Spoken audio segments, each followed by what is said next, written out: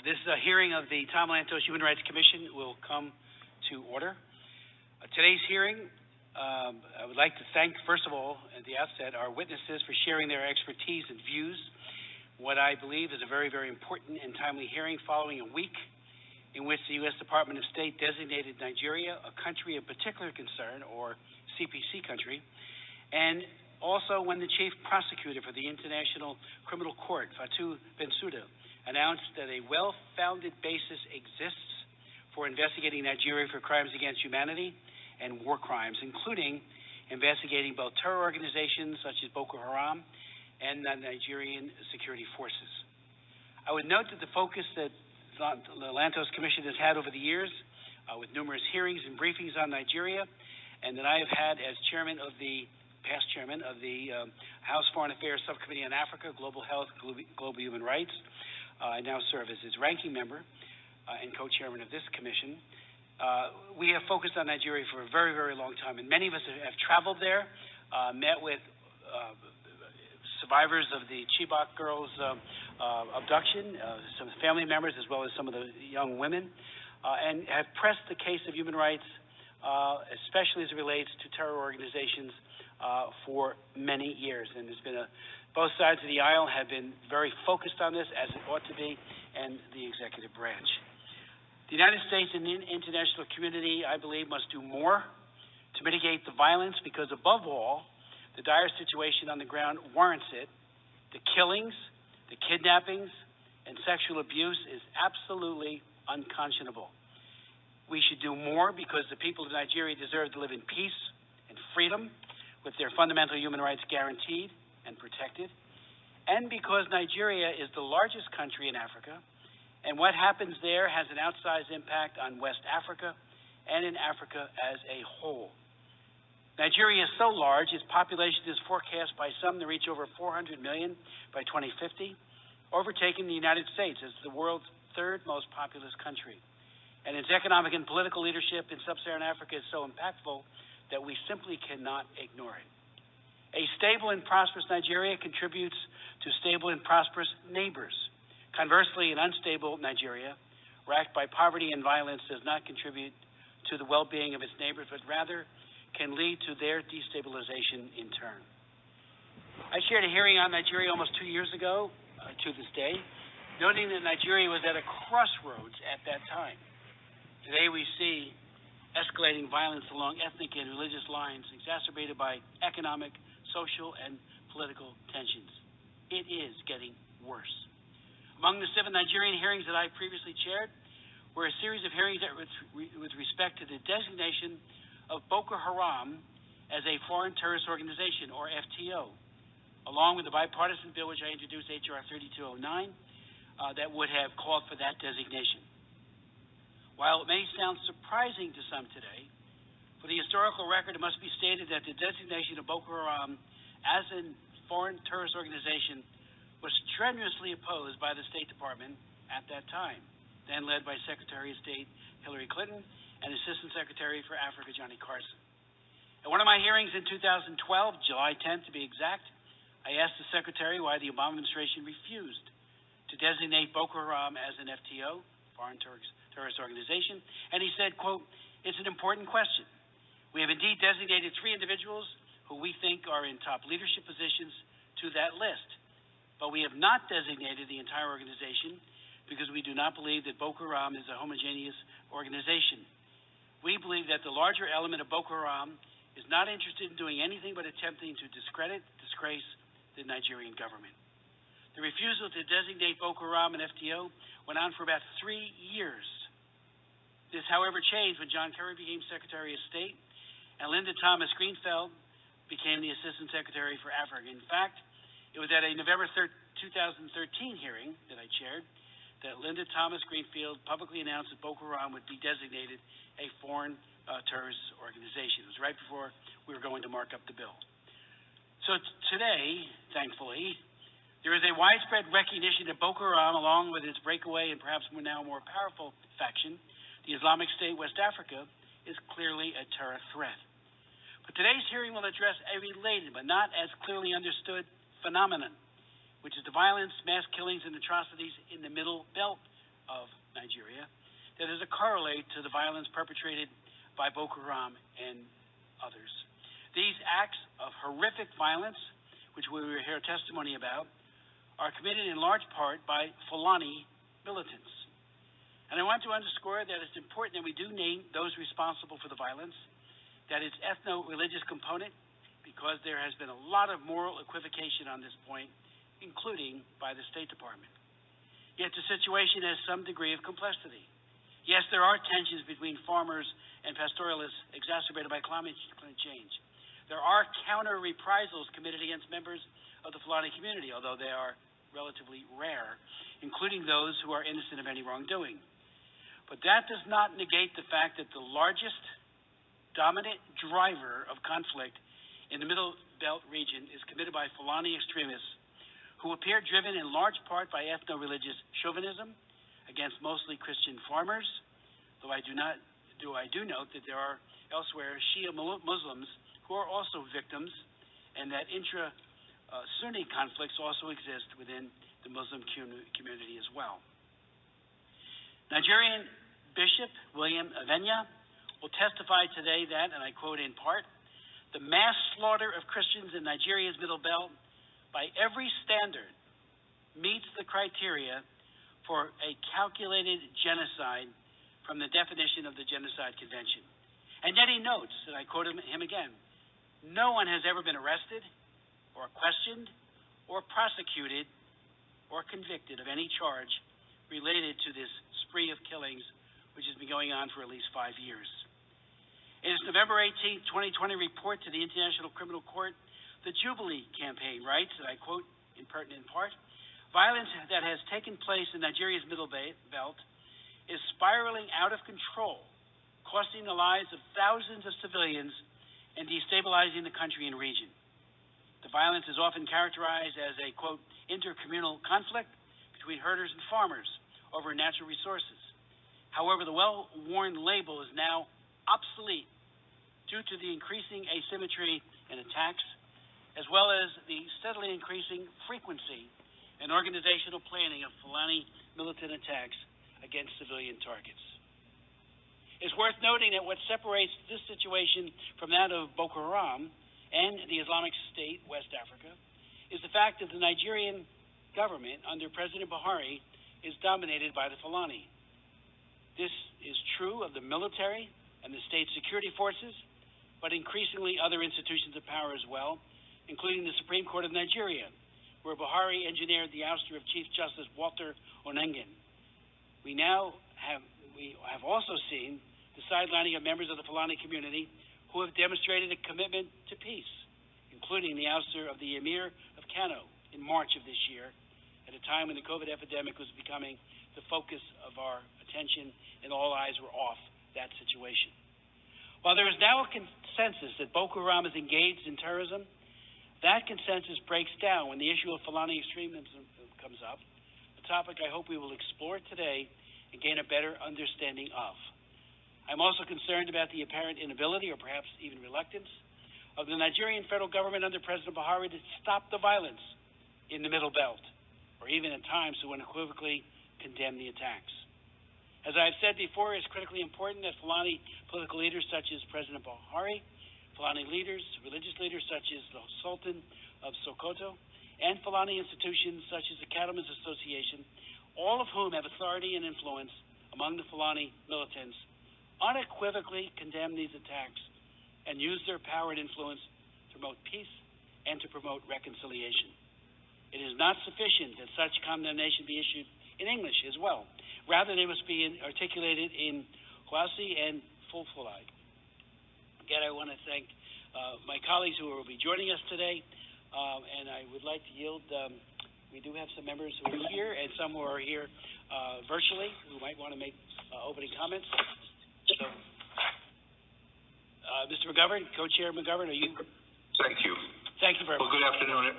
Good afternoon, everyone, and I join my colleague and co-chair Chris Smith in welcoming the witnesses and the public to this Tom Lantos Human Rights Commission hearing on the deteriorating human rights situation in Nigeria with a focus on the Middle Belt. I understand that there are other members of the Commission who will be joining us or who may submit written statements for the record. I appreciate their participation, and I look forward to what they will have to say. Ambassador Brownback, it's good to see you again, and I'll take this opportunity to thank you for your work as Ambassador at Large for International Religious Freedom.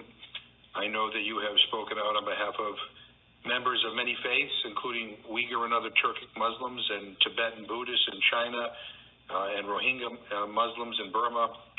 As a practicing Catholic, I benefit greatly from the freedom of religion that we have historically enjoyed here in the United States. I am also deeply aware that unless and until freedom of belief is guaranteed for everyone on an equal basis, whatever their faith tradition, it is not truly guaranteed for anyone. So I appreciate your work. Nigeria is important. It is Africa's most populous country and its largest economy, an influential regional political actor and a top trading partner, recipient of foreign investment and beneficiary of U.S. foreign assistance. Nigerians make up the largest African-born population in the United States. Nigeria is also facing very serious and long-standing human rights challenges with characteristics and dynamics that vary by region. In the Northeast, conflict between the military and U.S. designated foreign terrorist organizations, Boko Haram and the Islamic State West Africa province, has killed tens of thousands over the past decade, displaced millions, and caused a protracted humanitarian crisis. Most members of Congress are familiar with Boko Haram's abduction of 276 girls from Chibok in 2014, and ISWAP's abduction of 110 girls from Dapchi in 2018. Although Muslim communities in northeast Nigeria have borne the brunt of the violence of these two groups, the victims of the Chibok and Dapchi were Christians. In Nigeria's northwest, conflict between pastoralists and farmers has escalated as part of a broader deterioration in security conditions involving cattle rustling, kidnapping, ethnic massacres, and emergent Islamic extremist activities. Just last week, more than 500 schoolboys, apparently mostly Muslim, were abducted from a boarding school in Katsina State in the northwest. A day later, Boko Haram, whose name means Western education is forbidden, issued a video claiming responsibility for the abduction. According to news reports, 333 boys are still missing. Farmer-herder violence also has surged in the central Middle Belt, an ethnically and religiously diverse region where disputes over access to resources coincide with cleavages between Christian and Muslim communities. This region is the focus of the hearing today. I want to be clear that the violence unfolding throughout Nigeria is a tragedy. No violent death is acceptable. No one should have to live in fear of being attacked by armed groups or by a country's police or security forces for that matter. It is deeply unfortunate that the Nigerian state is failing to provide protection for its civilian population or to ensure accountability for the victims of violence. We know from experience that these failures can feed an escalation of violence. So the question for us is, what can we do about it? This commission approaches human rights violations from two angles: how to respond when they occur and how to prevent them in the first place, especially when it comes to situations with a risk of atrocities like mass killings. Prevention must be a priority. The Simon Scott Center at the U.S. Memorial Holocaust Museum recently issued its annual statistical risk assessment for mass killings. The center calculates that Nigeria faces a 7.3% risk of a new mass killing of at least 1,000 people over the next year. That's a 1 in 14 chance, an increase from the past 10 years. So prevention has to be the name of the game here. Now, we've looked at the situation in the Middle Belt before. The last hearing was in 2018. We've talked with many experts on Nigeria and on human rights and reviewed a lot of solid research. We've found widespread consensus that the underlying drivers of conflict in the Middle Belt are complex and multidimensional. Competition for political and economic power, disputes over access to land and resources exacerbated by the impacts of climate change, and impunity for past violence that gives rise to reprisal killings. So I hope that our witnesses today will provide recommendations as to what more the U.S. government can and should be doing to address these underlying drivers. For my part, let me say that I look forward to working with Co-Chair Smith next Congress, assuming that we are both reappointed, on a hearing that examines the links between climate change, environmental degradation, and the prevention of atrocities. One last thought. We know that the language used to describe conflicts is important. As we describe the reality in Nigeria and other conflict-ridden societies, we must not allow ourselves to contribute to polarization by reducing whole populations to the other. I close by asking unanimous consent to include in the record of this hearing the following materials: a statement for the record from Amnesty International USA, a statement for the record from Fatima Madaki, Project Manager for Advancing Religious Tolerance, Search for a Common Ground, a statement for the record from Father Bator, Section 6 recommendations from the U.S. Holocaust Memorial Museum, report titled by any other name, 2020 USURF Nigeria Country Update, and additional materials as appropriate. Again, I thank the Chair for yielding and for doing this hearing, and I will yield back my time. I want to thank my good friend and colleague, the co-chair, for his comments, and without objection, all of the inclusions for the record will be made a part of the record. I'd like to now yield to Commissioner Jackson Lee, gentlelady from Texas. Let me thank you, Mr. Chairman, and the co-chairman, Chairman McGovern, for the opportunity of this vital and important hearing. Let me say to my good friend from New Jersey, we have traveled together, we have looked at these issues, we've looked at issues in Africa and really around the world, joined with Ms. McGovern's passion for human rights, and all of us have had the opportunity and privilege to have served with the late Tom Lantos, and we know what his passion is. The Middle Belt conflict is driven by violence that is based upon ethnically and religiously diverse region that adjoins the Nigeria's largely Muslim north and is predominantly Christian south. Mixed in with that is competition for land, for political and economic power, and as I said, disputes over land. So let me begin by saying, to the President of Nigeria, to the Nigerian government, to its houses of upper house and lower house, to the governors, this is my message. A land that has such bounty, a land that is rich in resources, that is now almost the largest or the largest nation on the continent of Africa. It is high time for the Nigerian government to take this conflict, these conflicts seriously. I don't know how much longer the world can look to Nigeria for its future, for the young and bright residents and citizens that it has, looking for opportunity. And all they see is internal bloodshed, seemingly with a government that has turned its back and its head. Now is the time. Just a few months ago, I stood with Nigerian Americans in my district who, Mr. Chairman, were fighting against human rights abuses by law enforcement officers, not in the context of America, but in the context of just standing on the sidewalk and being abused, or living in your house and being abused. So human rights violations are far and wide. And it is important that we recognize the importance of this hearing, where we discuss the ongoing conflict in Nigeria's Middle Belt, which has been subjected both to ethnic and sectarian conflict that has killed and displaced thousands of innocent persons. I too acknowledge Ambassador Brownback, Ambassador Tan, and many of the other witnesses. And as I give a brief statement, I do want to acknowledge the kidnapping of 300 school-age boys that occurred on Friday, December 11th. How appalling. Because I was in Nigeria, the first members of Congress to go after the taking of the Chibok girls. I went to the north. I saw the parents, the depth of despair. And those girls, many of them have never returned. Never returned. According to the Associated Press, Boko Haram is responsible for the heinous act of aggression, and I'm deeply appalled again by the Nigerian government. We have offered our help, both in terms of, as our Chairman has said, Mr. McGovern, in terms of outreach and education and diplomacy, and also in support, peaceful support of the Africa Command. We must come together to not only find these children immediately and return them to their families safe and sound, but also confront these terrorists so the atrocity will never happen again.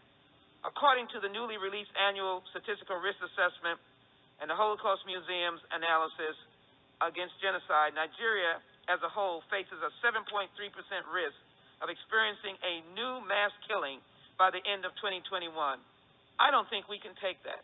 A new mass killing, making it the 6th highest in the world. For context, in last year's SRA, Nigeria was ranked 17th with a 5% risk. As co-chair of the Congressional Nigerian caucus, as well as a member of the Tom Lantos Human Rights Commission, I'm glad to be in this hearing, but I'm saddened to be in this hearing. Now we go to the Nigerian Middle Belt is at hand between sedentary farmers and mobile livestock herders. However, we would be remiss if we did not acknowledge the tendency of these clashes to assume ethno-religious dimensions, given the most of the herders are ethnically Fulani and Muslim, and whereas the majority of the farmers are Christians of various ethnicities. As violence has escalated in recent years, many analysts and advocates have expressed concern over political rhetoric and media portrayals that attribute unified, often nefarious aims to the Fulani and an internally diverse and expansive ethnic group that spans much of Central and West Africa. We can't blame one group over another. This commission, the late Tom Lantos, was in the business of solving problems, acknowledging human rights, and getting a resolution. With this in mind, the U.S. Department of State recently designated Nigeria as a country of particular concern for violations of religious freedom, opening the country up to possible economic sanctions. What were once spontaneous attacks have been premeditated, scorched earth campaigns in which marauders often take villages by surprise at night. Between 2011 and 2016, nearly 2,000 Nigerians were killed annually due to these farmer-herder conflicts. Furthermore, tens of thousands of people have been displaced with properties, crops, and livestock worth billions of naira being destroyed, devastating local and state economies. There is no doubt that this conflict has a very real, immediate impact on society. And just because it's on the continent of Africa, I am so glad that we at the Tom Lantos Commission are not ignoring it. I'm not saying it's just on Africa's land, because if it continues, it will devastate the country of Nigeria that has the resources that can help the world and the largest population or growing population in Africa. Moreover, violence in the Middle Belt surged in 2018, expanding into the areas that were previously secure, driving thousands more from their homes. Finally, let me just say, as I submit and ask the unanimous consent to submit my entire statement into the record, all of this is exacerbating the agricultural needs of the continent and also around the world. It is time for this issue to be resolved. It is time for the ethnic and sectarian religious conflict to stop being the basis of bloodshed. And yes, Mr. Chairman, co-chairman, it is time for the Nigerian government, the president of Nigeria, having just recently gotten through an election, its parliament, its Congress, to stand up and dig into resolutions of this humanitarian crisis. And with that, I wish for the governors of those states as well to be added in that, to find a peaceful solution that people might live in peace. And I yield back. Thank you very much, Ms. Jackson-Lee. Commissioner, without objection, your full statement, as you've asked, will be made a part of the record. I'd like to now yield to my good friend and colleague, and also from Texas, Mr. Green. Thank you very much, Mr. Chairman. I'm honored that you would allow me to be a part of this august body for today's hearing.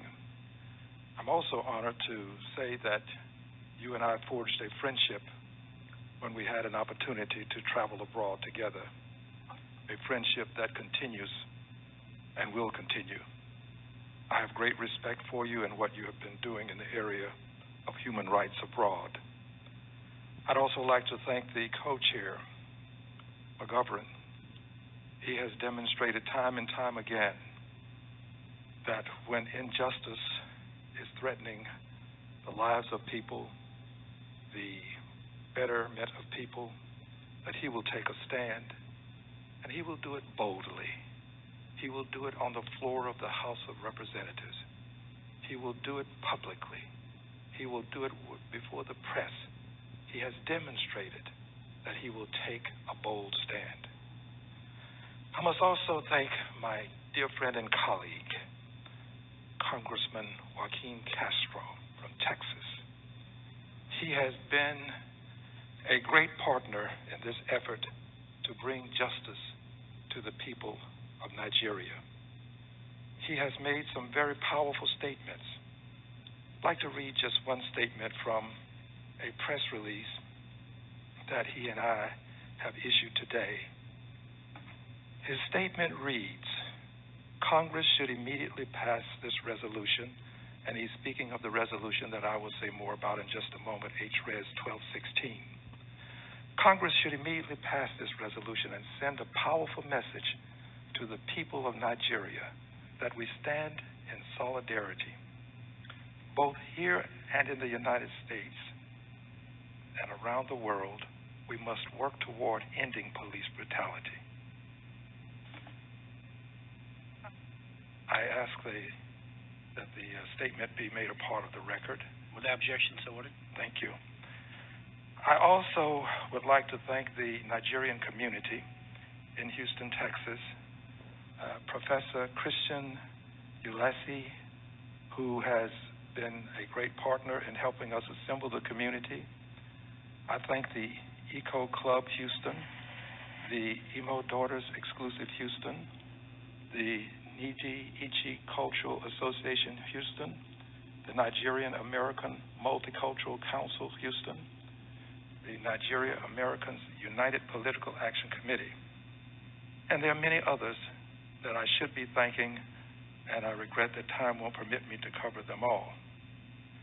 I'm here today, Mr. Chairman, because Black lives matter wherever they may be. I'm here because, paraphrasing one of the witnesses who will give testimony today, who is an attorney, Attorney Udo Judy Ilo, paraphrasing him, the Nigerian country has lost its soul. And I'm here because there is something that we can do. We have a resolution that is pending in the Foreign Affairs Committee. I'm here because we can pass this resolution and say to the world that we will not tolerate the injustices occurring in Nigeria, that we won't be muted, that we will speak up, and that we will stand up. I'm here because while this resolution may not be enough, I'm always reminded of my grandmother's admonition to me. She referred to me as Alexander, and she would remind me that when all you can do is not enough, you must do all that you can. The resolution isn't enough, but it is something that we can do. And I'd like to, at this time, if I may, insert a copy of the resolution for the record as well. I'd also like to submit for the record a copy of an article-styled analysis of CCTV footage from Leaky Toll Gate raises new questions about shooting. And this is an analysis that CNN participated in. I'd like to read one sentence. It reads, the footage, referring to footage from the shooting, corroborates the timings CNN reported for the gunshots fired by the Army. It also shows soldiers approaching protesters and firing shots. There's much more to be said. I ask that it be placed in the record. And finally, what I'd like to do now is simply read some of what the resolution contains, begging that my colleagues who have not signed on to it would do so, and indicating that my request will be made to have this resolution brought to the floor, because not only is time of the essence, lives are at risk. The resolution reads in part, and I would indicate that Mr. Castro is a co-sponsor, as is Ms. Lee of California, as is the many other members, without going through the entire list. But there are members who are sincere and want to be a part of this, and I ask that other members would join us also. It reads in part, whereas on October 20th, 2020, armed security forces reportedly indiscriminately fired live ammunition on a crowd of peaceful protesters that had gathered at the Lekki toll gate in Lagos, Nigeria, resulting in numerous deaths and injuries in an event now known as Black Tuesday. It reads further, whereas there has been significant evidence of police violence and abuse by SARS in Nigeria, we must not tolerate, and we must thoroughly, immediately investigate in order to achieve justice for these victims. Whereas all peaceful protesters who were wrongfully arrested or participating or supporting the end SARS protest must immediately be released.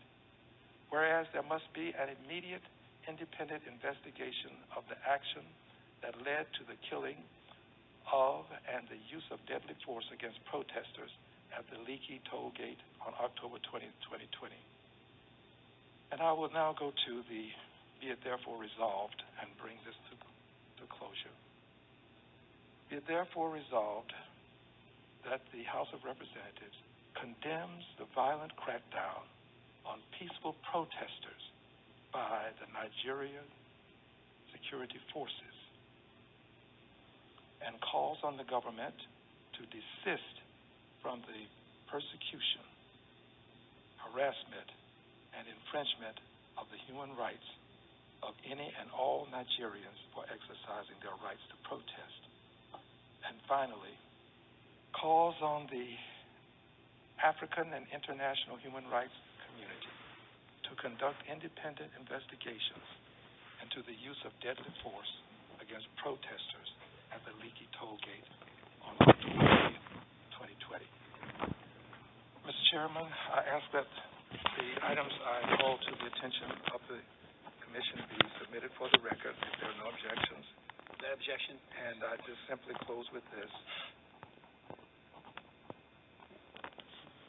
The world looks to us for leadership, notwithstanding any circumstances to the contrary. This is our moment to take a stand, to be a part of this mission of mercy to help the people in Nigeria. And one of the things that we can do is to pass this resolution and hopefully send a message to the world that we will take a bold stand for the people of Nigeria and that Black lives matter wherever they may be. I yield back the balance of my time. Thank you very much. And without objection, Mr. Green, your materials will be made a part of the record. So. Thank you, Mr. Chairman. Let me, and thank you for, we have traveled together. We've worked on humanitarian issues, including when the Philippines got ravaged by a terrible, terrible storm, and it was great to be with you there and elsewhere. So, and thank you for being here today. Today we do have three very, very distinguished and accomplished leaders as our witnesses from the U.S. Department of State, an Assistant Secretary and two ambassadors at large, as well as a very distinguished private panel that includes a Nigerian bishop who will be connecting with us virtually, and a baroness from the UK who will also be doing likewise. So leading off our first panel is Ambassador at Large for International Religious Freedom, Sam Brownback. Ambassador Brownback is a former governor, senator, and representative from Kansas. While a member of the Senate and House, he worked actively on a whole range of religious freedom issues, including being a key sponsor of the International Religious Freedom Act of 1998 that was authored by Congressman Frank Wolf. He was, when Darfur was just a horrible area of misery and killing, Sam Brownback made the trip there and brought a great deal of attention to what the Bashir government was doing in the Sudan. We have worked together, he and I, on many issues, including human trafficking. He is a very strong proponent of protecting innocent human life, including unborn children. He is no stranger to the Lantos Commission, and in fact, he testified before the commission last summer at our hearing on the worldwide persecution of Christians. I want to thank him especially for his leadership in the last few days in the designation of Nigeria as a country of particular concern, one of the most egregious violators in the world, where a whole set of sanctions potentially could be levied against the government for its egregious behavior vis-a-vis religious freedom. Our next witness will be Ambassador at Large for Global Criminal Justice, Morris Tan, who was the youngest full professor of law at Northern Illinois University College of Law, where his areas of expertise include international criminal law, international human rights law, and constitutional law. Ambassador Tan was a founding professor of the first American Juris Doctor program in Asia at Hangdong International Law School in South Korea. He has an excellent team that has been working with him. We've been very privileged to work with him and his team over these many, many months. Then we'll hear from Assistant Secretary of State for Democracy, Human Rights, and Labor, Bob Destro, who is a human rights advocate and civil rights attorney with expertise in elections, employment, and constitutional law. Assistant Secretary Destro has served on the faculty of Catholic University's Columbus School of Law since 1982 and served as its interim dean from 1999 to 2001. He was founding director of the Interdisciplinary Program in Law and Religion and served as the director of the Institute for Policy Research in Catholic Studies from June 2017 to September of 2019. More than that, Bob is a good longtime friend, so I do welcome him both professionally and privately, and to all of our witnesses for being here. But I'd like to now yield the floor to Ambassador Sam Brownback. Mr. Ambassador. Well, thank you, Mr. Chairman Smith, and I want to thank you for hosting this hearing, doing this, and I also just want to recognize at the outset your leadership and Congressman McGovern and Congresswoman Jackson Lee and Green in these topics as well. Chris and I share a distinction of being two people whose visas have been banned in China because of our human rights advocacy, and I deem that something of a worthiness that it's been recognized. And also I want to thank the co-chairman McGovern for all of his work on many human rights issues, and indeed the whole panel. We've been fellow travelers on these topics for many years, and it's a pleasure to be in front of you and keep pushing on these topics. They are just critically important that the United States takes the leadership on these topics. This is an important hearing. We have growing concerns at State Department about the ways in which violence in Nigeria intersects with religion. 2020 has seen rising violence in many parts of West Africa, including Nigeria. Religiously motivated human rights abuses and discrimination, while fortunately not as common as in some other areas of the world, have been rising in recent years. Violence has unfolded across rural Nigeria. Unfortunately, violence often plays out along faith lines, even if conflicts were not originally religious, both because of the composition of farmer and herder groups and because of the history of ethno-religious tension exacerbated by a lack of accountability. While the Nigerian government has deployed security forces to troubled areas, they have been unable to stop the violence, and improvements are needed in security responses to ensure the protection and promotion of human rights. Violence prevention also requires a whole-of-community approach, of which security responses are a key part.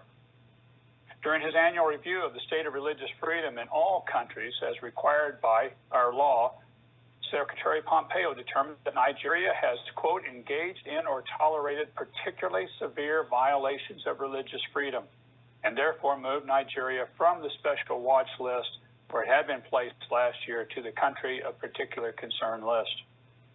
We strongly condemn violence in Nigeria aimed at communities because of their faith, whether those communities are Christian or Muslim, including through attacks targeting religious gatherings, To end these cycles of violence, the Nigerian government must hold to account individuals who perpetrate such unlawful violence and human rights abuses. Failure to do so contributes to an environment of escalation and dangerous volatility. Conflicts between herdsmen and farmers in the north central region continued throughout the year, although violence has fallen somewhat since a peak in 2018. While these groups are predominantly Muslim and Christian, there are both herd and farmers that are from both faiths. In the past year, religious groups and NGOs have expressed concern that this conflict has taken on increasingly religious undertones. Hundreds of civilians of both faiths died as a result of the violence, and there were several cases of intercommunal violence during which places of worship were burned and religious ceremonies attacked. Both federal and state authorities in the country of Nigeria, unfortunately, are weak. On the other hand, we have heard repeatedly from religious community representatives who see religious freedom in Nigeria deteriorating, including what they assess as an increasing threat of mass atrocities. Local and international NGOs and religious organizations criticize the government's seeming inability to prevent or mitigate violence between Christian and Muslim communities. For example, in late November, we observed attacks between Christians and Muslims in Kaduna State that displaced a Fulani village, destroyed farm equipment and food stocks, and further strained livelihoods in these communities. The Kaduna State governor authorized state relief services to aid afflicted villages and directed state authorities to hold conflict and reconciliation talks with aggrieved communities. However, retaliatory attacks occurred between the communities, demonstrating yet again that the government is unable or unwilling to prevent conflict from reoccurring. There have been attacks specifically targeted towards houses of worship in the middle belt of Nigeria, including March attacks in southern Kaduna where 4 churches were burned, an April attack in Niger that killed 12 people and abducted a couple. Forceful conversions of Christian women is happening in some intercommunal abductions, and the federal government has no policy to deal with the issue. The government readily admits that it has struggled to address the increase in kidnapping cases over the past 5 years. We also have heard that while studies and commissions of inquiry are conducted in Nigeria, the government does not follow through to address the issues. Now, this is an important point. Governments can not only react to violent incidences, they must enact and implement policies that prevent future conflict, create the foundations for peaceful and lasting resolutions, and promote respect for human rights and justice for all. And when they do react to violence, they must order through thorough and legitimate investigations of attacks and follow through on prosecution of the perpetrators. Otherwise, impunity will continue for attackers and victims will be left without justice, and the society loses faith. Lack of information about perpetrators of attacks also leads to unhelpful stereotypes. Violence has been attributed to Fulani groups, though most Fulani are peaceful, and even among those who are not peaceful, there is a wide range of groups and interests in this broad and diverse population. Yet this region has had a long tradition of hospitality, tolerance, and pluralism, which is a cultural asset. Throughout Nigeria, religion and religious identity form the core of personal identity. Religious leaders, as part of a robust civil society, can ease the tensions that drive communal violence and violent extremism, and they can also be a positive voice for good governance. Faith institutions and religious leaders working with government and other civil society groups all have very important roles to play in increasing dialogue and understanding and reducing violence. Faith communities themselves also play a critical role. Along with civil society, the Nigerian government at the federal, state, and local levels must be a part of the solution. We're mindful of its capacity to affect change and to strengthen protections of religious freedom and ensure security for all, regardless of faith. It is a challenge affecting the next generation. Leadership from the Nigerian government and from the international community to support moderated dialogue among local communities on issues of social discrimination, religious freedom, access to justice, and natural resource management can help build broad national consensus on how best to confront the challenges to peace in pluralistic societies. I look forward to your questions and our continued collaborations towards these goals. This is an important hearing at an important time, and we need to bring forward solutions. Thank you, Mr. Chairman. Well, thank you, Mr. Ambassador, for your very eloquent statement and for your leadership. It is longstanding and it's making a difference. And obviously we'll wait for questions, but I do look forward to the testimony now of Ambassador Tan.